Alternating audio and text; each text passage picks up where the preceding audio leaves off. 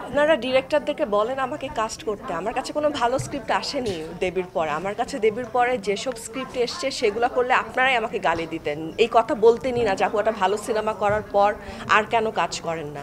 এবং একটা জিনিস কি ভাইয়া, এটা আমি রিয়েলাইজ করেছি যে আমি যদি খারাপ কাজ করি তাহলে আসলে আপনারা কেউ আমাকে বলবেন না যে আমি কেন কাজ করি না, তখন বলবেন যে আচ্ছা উনি এরকম কাজ করে সো ওনাকে দরকার নাই।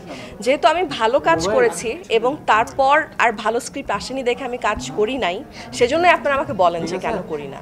সো এই জন্য আমি চাই যে আমি শুধুমাত্র ভালো কাজ আসলেই করব। এর বাইরে আমার কাছে মনে হয় যদি আমি মানসম্মত কাজ না করি আপনারাও কেউ খুশি হবেন না, দর্শকরাও আসলে সেভাবে আর গ্রহণ করবে না।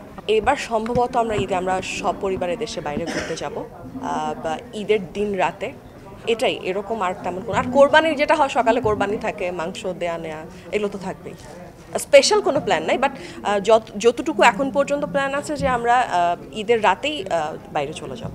আমার কাছে মনে হয় কেউ যদি অভিনয়ের ব্যাপারে অনেক বেশি প্যাশনেট না হয় তার অভিনয় করতে আসা উচিত না। এবং কারো যদি মনে হয় যে সে অনেক ফেম চায় বা অনেক টাকা ইনকাম করতে চায়, সেক্ষেত্রেও আমি বলবো অভিনয় আসা উচিত না, কারণ তখন অনেক ডেসপায়ার্ট হয়ে যায়, বাউন্ডারিটা তাদের থাকে না।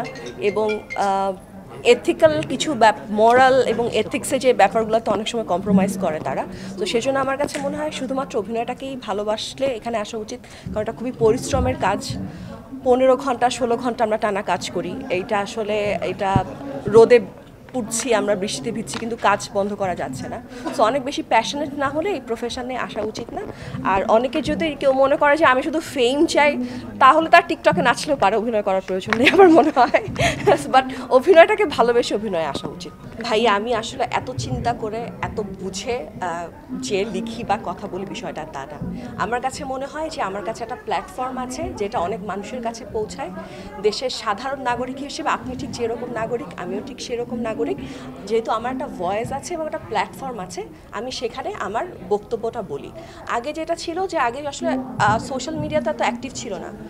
আপনি যদি দেখেন বাংলাদেশের ইতিহাসের সাথে আমাদের যারা সেলিব্রিটি আছে তারা সারা সেই 71 থেকেও যদি দেখেন, আলী জাকের বলেন, ওনারা সবসময় ভোকাল ছিল, ওনারা যুদ্ধে গিয়েছে, কিন্তু তখনের বিষয়টা আসলে এরকমভাবে আসেনি বা আলোচনা হয়নি, কারণ তখন সামাজিক যোগাযোগ মাধ্যম ছিল না।